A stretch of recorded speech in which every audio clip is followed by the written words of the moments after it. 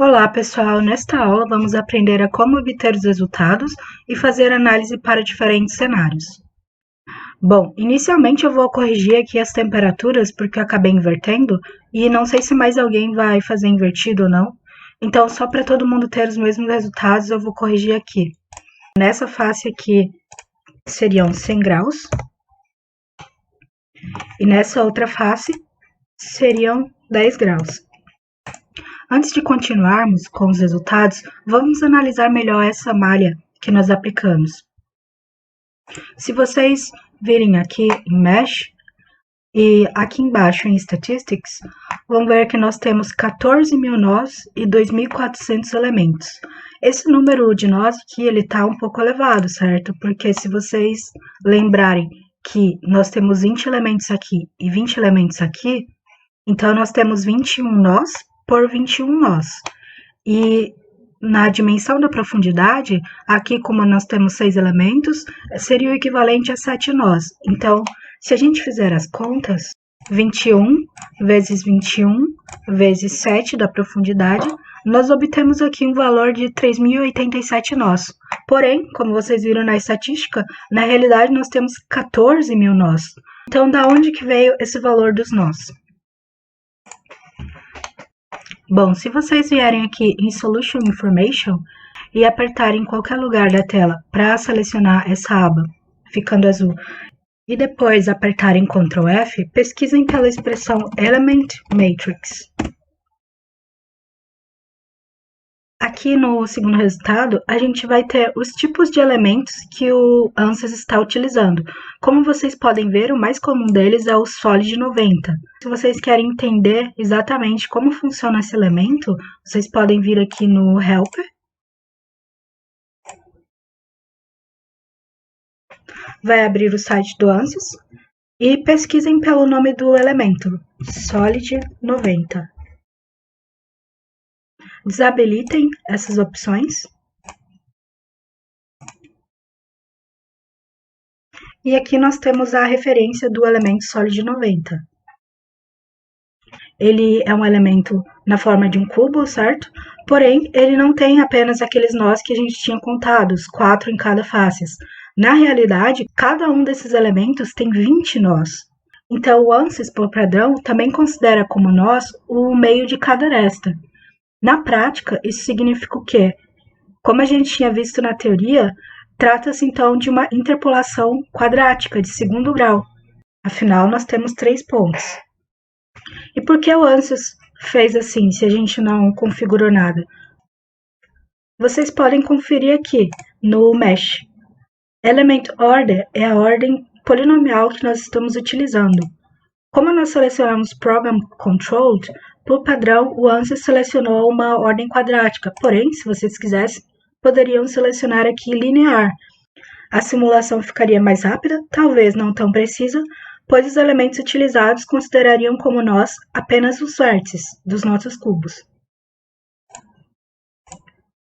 Vamos então prosseguir para a obtenção dos resultados finais, que seria a solução numérica propriamente dita, ou seja, a inversão daquela matriz de rigidez, para obter as temperaturas em cada um dos nós. Para fazer isso, basta clicar em Solution, com o botão direito, e depois em Solve. Observem aqui o progresso do ANSYS. Então, após concluído, vocês podem ver que apareceu uma setinha verde, indicando que os resultados foram calculados. Porém, dessa forma, nós ainda não conseguimos visualizar aquele gráfico com cores. Se a gente quiser fazer isso, trata-se do pós-processamento e não da solução numérica. Portanto, precisamos inserir que tipo de pós-processamento nós desejamos fazer. Basta clicar com o botão direito em Solution, Insert, Thermal e selecionar a variável que queremos analisar. No caso, seria a temperatura. Bom, vocês viram que a setinha verde sumiu, porque o ANSYS ainda não fez o pós-processamento. Para isso, precisamos clicar em Temperature e Evaluate All Results. Perceberam como o pós-processamento foi bem mais rápido que a obtenção da solução numérica? Isso acontece porque na solução numérica o ANSYS tem que inverter uma matriz, o que computacionalmente demora muito mais do que fazer uma interpolação entre os nós, que é o caso do pós-processamento. Bom, podemos então analisar aqui os nossos resultados. Observem que, nessa face, ela de fato está com 100 graus e a outra também, de fato, está com 10 graus. Isso está de acordo com o que vimos na teoria, que diz que as condições de contorno essenciais, ou seja, a temperatura, são completamente satisfeitas na simulação. Dentro das camadas, podemos ver também a variação de temperatura, que vai de 100 até 10. Caso vocês queiram conferir isso numericamente, é possível olhar aqui, ó. Results. O mínimo e o máximo nós já definimos, e a média é igual a 55 graus, que no caso está ocorrendo exatamente aqui no meio. Nós também podemos personalizar a exibição estética desses resultados. Caso vocês estejam na aba Home, cliquem na aba Result e venham aqui em Edges. Vocês podem optar por não exibir a malha, então vocês podem clicar aqui em No Wireframe. Por outro lado, nós também podemos escolher suavizar essas transições aqui entre as temperaturas. Basta vir em Contornos e selecionar a primeira opção. Como podem ver, foi suavizado. Bom, vou retornar ao original. E vocês também, caso queiram checar um valor em um ponto específico, por exemplo, no meio desse elemento aqui, vocês podem utilizar a ferramenta de Probe. Basta clicar nela e no ponto de interesse, por exemplo, mais ou menos aqui no meio. Então, o ANSYS mostra que a temperatura nesse ponto é igual a 70 graus, o que faz sentido, já que ele está mais perto da face de 100 graus do que da face de 5 graus. Além disso, o ANSYS também nos dá a localização exata da nossa prova, ou seja, em relação ao eixo X, Y e Z.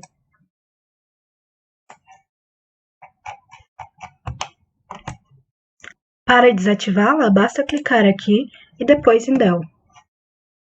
Além dessa exibição estática dos resultados, que seria equivalente a uma imagem, nós também podemos obter uma animação, como nós vimos anteriormente, já que utilizamos condições de contorno do tipo Ramped. Cliquem aqui em Temperature. Se por algum motivo não aparecer essa tela para vocês, alternem aqui entre essas três, até que apareça. Então, com essa opção aqui, nós podemos ver a animação. Basta dar play. Vocês podem ver que o sistema sai da condição da temperatura inicial de 0 graus e chega até as condições de contorno que nós definimos, 10 e 100 graus. Caso vocês queiram ver essa animação de uma forma mais devagar, basta aumentar o tempo, por exemplo, 10 segundos, e aumentar o número de frames, para melhorar a transição entre cada segundo. Poderia ser, por exemplo, 40 frames. Dando play, vemos essa animação em velocidade mais reduzida.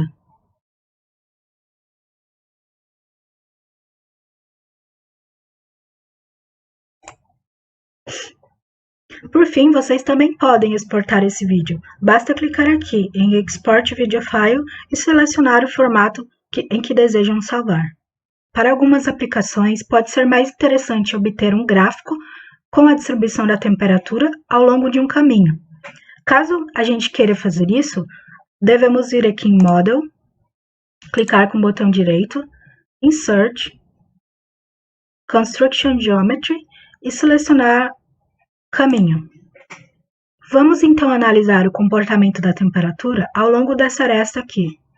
Então, clicando em Path, nós vamos definir o primeiro ponto desse caminho.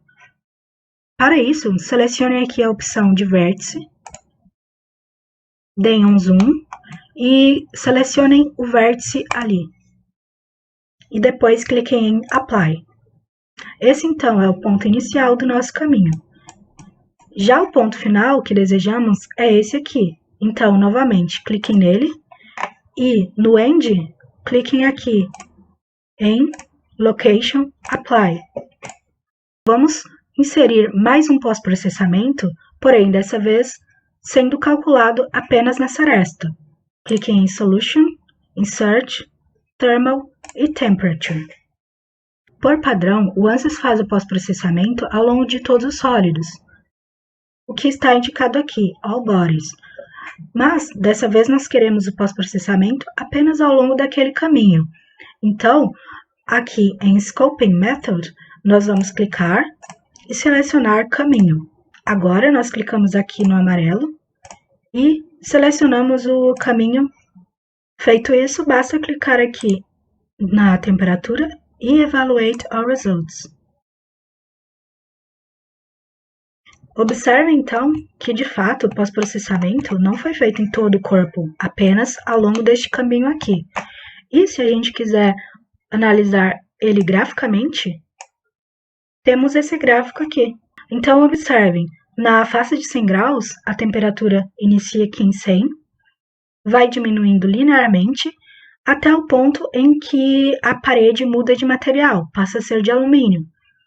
Então, observem que a variação da temperatura no material alumínio é mais devagar, menos inclinada, e após nós temos a volta ao material de aço, terminando em 10 graus, que foi a condição de contorno que definimos inicialmente.